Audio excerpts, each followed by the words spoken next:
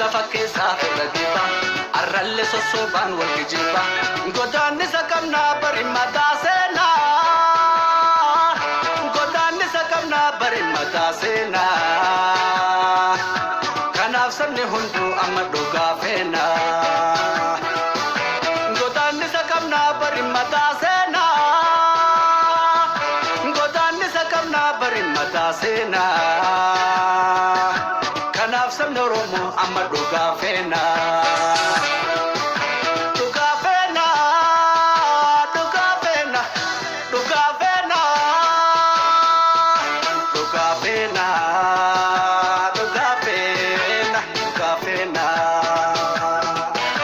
dubbii arrabnoo teessu dhugaa feenaa qaroonni qulqulleessu dhugaa feenaa kanaaf sana jechuudhaan dhugaa feenaa kijibni nu milkeessu dhugaa feenaa qabsoo gootota keenya dhugaa feenaa dhiigaaf lafetti hin qoosnu dhugaa feenaa dhugaa feenaa dhugaa feenaa.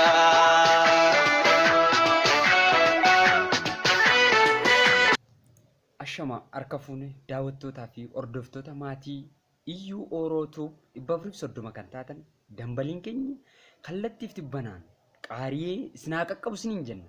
Kabajaaf jaalala isinii qabnu hundumtuu isinaa qaqqabu isiniin jechaa turtii yeroottan hedduu booda kunoo guyyaa har'aa kana akka wal arginu ka godhe waaqa uumaaf galanni guddaan haa ta'u jechaa.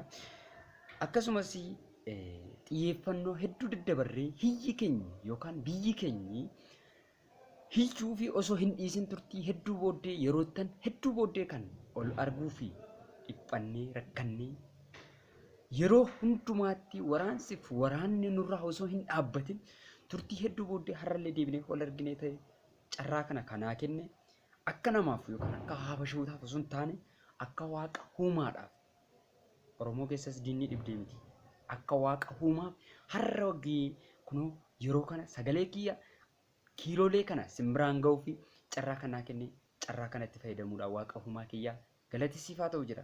Oromoon waaqa malee hin qabu abbootii keenya. Oromoon saba keenya wanta tokko isinitti hima akka waaqaaf as geenye uumaan keenya baay'ee waaqa qulqulluudha. Isa gargaaree isin dhugee malee afaan kan qaratan qalbii kan qaratan hedduutu ture. Hin beektu hin beekna. Har'a immoo kana isiniin jechuu barbaadu waan nettan taatee taa'aa jirtu. Goleewwan Oromiyaa harfan hunda keessatti Oromiyaa 11 keessatti hunda isaa keessatti kataa jiran hunda ni beektu. Taateen taa'aa jiru kun kan kaleessa jaallan darbannuuf dhaaman hiree isaan irratti of dhaban sana itti milkaa'uu dadhabuuf waltumsuuf wal dadhabsiisuuf danqaaf danqaraa walitti guuruudhaan kan ta'e har'a ilmaan keenya daandii irratti rakkachaa gaddamaa dhiphachaa ofirra gattaa ciniinsifachaa kan isaan jiranii jechuudha. Kanaaf jarreen kana ofirraa galchuuf ofirraa dhabamsiisuuf kan gochuu dandeenyu wanna xiqqishoo jirtuudha.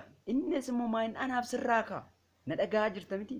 Yoo sitti tole immoo sagalee kana sheer godhi mee dursa hundaa'uun sheer godhi laayikii sirraan barbaadu sabskiraayib na godhi jechuun barbaadu. Yoo sitti tole qofa sheer godhi hiriyoota kee qaqqabu sheer godhi raabsiif iddoo jirru karaa jirruun Oromummaa keenyaa fi eenyummaa keenya taatee gaarii tokko gochuu kan qabnu yoo jiraanne tokkummaa keenyaaf yoo dhaabbanne Oromummaa keenyaaf yoo wareegamne eenyummaa keenyaaf yoo hin taane hiika maalii qabare yoomiyyuu taanaan ati biyya keef ta'e yoomiyyuu taanaan saba keef ta'e lammii keef ta'e eenyummaa keef ta'e yoo kana hin taane eessas gahuu hin dandeessu yoo kana hin taane eessas geessas qabaattes duroomtes iyyoomtes ati eenyummaa kee hin boontu taatenna uumaa waaqayyo ganama sii kenne eenyummaa keeti qabeenya waaqayyo naaf kenne keessa duroomsa ta'uu koo an kananitti beeku jaakettii kana qabaachuu osoo hin taane Oromummaa koo qabaadhe beeketti jiraachuu kiyya.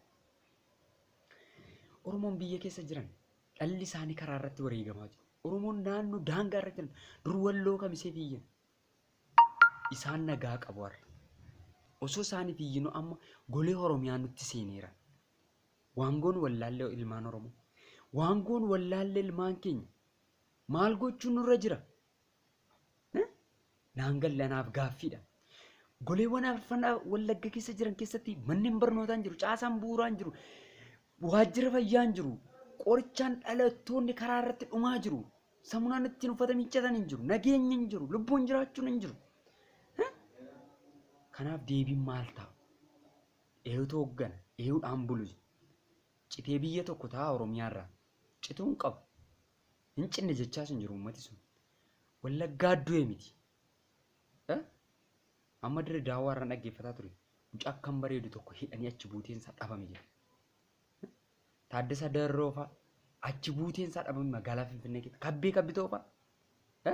Abbaasaa ajjeesanii kun dhangedda Finfinnee keessatti immoo Hayaaratti kan jedhamutti immoo haleellaa humnaa olirratti raatan lubbuudhaan hin jira jedha sayyi.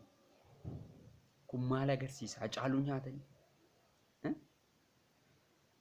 Immoo imboon akka galaafatan naannoo isaan susitti arrammoo kabbeef deeman. Bor immoo ee'uuf deemu. Anaafsi. Namoota jajjaboo qaroo ilma namaa balleessaa jiru. Kana yoo jabaanne ol taane oliin kaan iraanne falmanne biyya kana keessaa hin dhabamsiisna hin barbadeessa jira kan. Maal jedhe Nadhii Gammadaa Waaqayyo nabsee isaa maaru.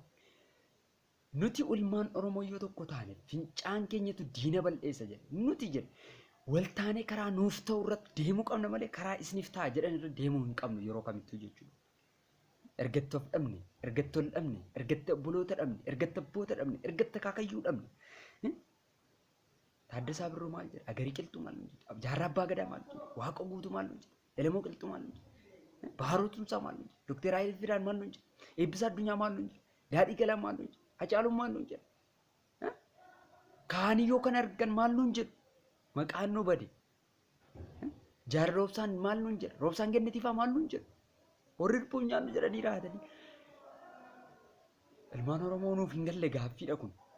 Irratti kaa gaafadhaa. Ani bar yoggaan biyya keessa turetti nan beeka. Roorroo hedduu ture. Har'a immoo daran jabaate. Sabara sana hormaaf jennee waltaanii jala dhaabbanne ofirraa qolaa ture. Gaafa hammaatu daangaa irraan cabsinee baqannee biyya hambaatti galle kun uffata uffannu illee dhabnee raanne rakkina gurguddaa keessatti dabarre.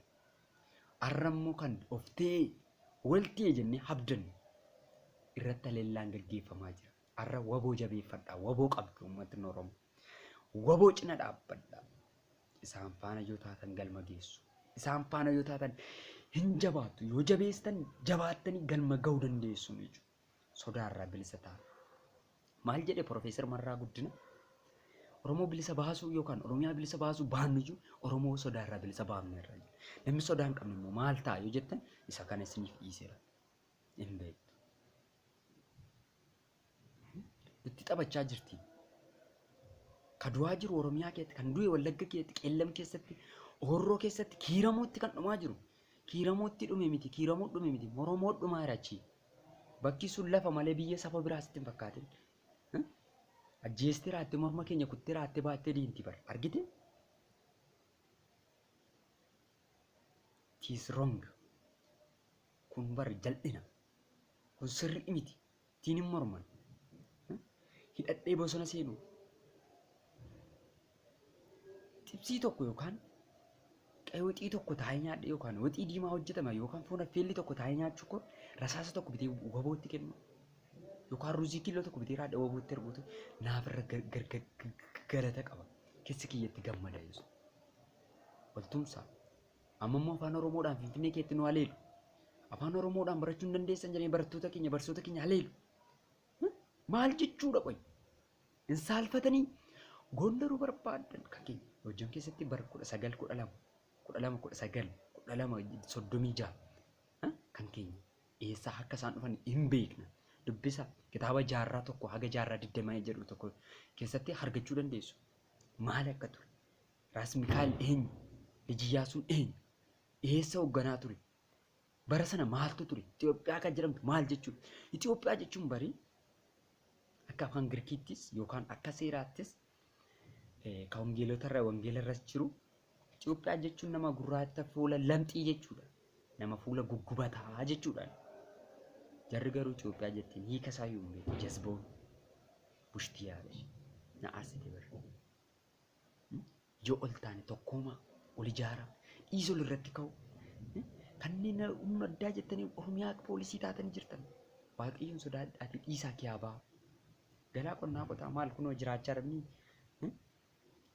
dulloota faranjoota irraa dugda miinyee nanna miinyeeraa ni jiraachaa irra kunoo jireenya reestoroota ta'e jiraachuu dhabde biyya abbaa keessanii kee daandiirra jiraattanii firee ija mukaa jiraa nyaatanii jiraattanii Oromiyaa keessa maal dhabdan maaltu isinitti irratti waa barbaadde daladdee jiraachuu dandeessa biyya Oromiyaa keessa naaf kalchaa Oromoo koo yoon baay'ee naare baay'ee aareen dubbadde naaf kalchaa yoo isinitti tole immoo sheer godha hiriyoota keessan afiira kallattii hundumaan na hordofaa yuutuubii kana faana ta'a miidiyaa keessan ta'ee raatee guddatee wanna irratti haasa'amu barbaachisu yoo qabaattan qabadhee akkan isinii dhufu koomentii barreessaa ulfaadhaa Oromoo keenyaaf sagalee ta'a ilmaan Oromoo Oromiyaa keessatti du'aa jiru kan eessatti du'u bakka sana bakka bu'ee du'a yookaan saba bakka sanaa bu'ee du'a sun Oromummaa isaa qofaaf du'aa jira kana beekuu qabdu kana diinnis beekee kan inni ajjeesaa jiru jechuudha bakka sabboonummaan jirutti irra guddeessan kan haleellaan gaggeeffamaa jiru doorsisni kan gaggeeffamu gajjadhee fudhataan jiran dhugaan sinitti hima ijoollee noorroo ijoolleen mataa godoro sun hin dhagaan nan beekan hiriyoota hedduun qaba hiriyummaa isaaniif yoo sun taane nan beekan maaliif Oromoo jajjaboodha naannoo daangaara kan jiran kanneen akka Walloo Kamisee Dirre Daawwaa Harargee Karrayyuurra kan jiran kanneen Booranaa Gujii jajjaboo of ta'uun arge lixa Wallaggaadhaan immoo kan Daalatti irraan jiran Matakkalirraan kan jiran orra hobgi orra heerum ormummaa isaanii ijaarratee raatee rasaasa darzanaan mana kee kaatee raatee waan nyaatu bitata osoo hin taane waan ittiin diina ofirraa qolu bitatee mana kee kaatee namoota jiraatanidha jechuudha. Namoota akkasii immoo sodaan qaban sodaadhaan bilisa ta'anii jiraatu jechuudha.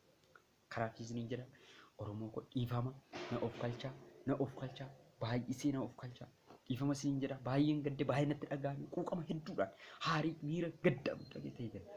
Kana isinii barreessee isiniif duwwaraabee na of kalchaa isiniin jedha guddaa galatoomaa. Turtii gaarii sheer godhaa hiriyoota keessan hiraayyoo isinitti tole turtiin keessan iyyuu ooroo tuub 430 bilisummaan.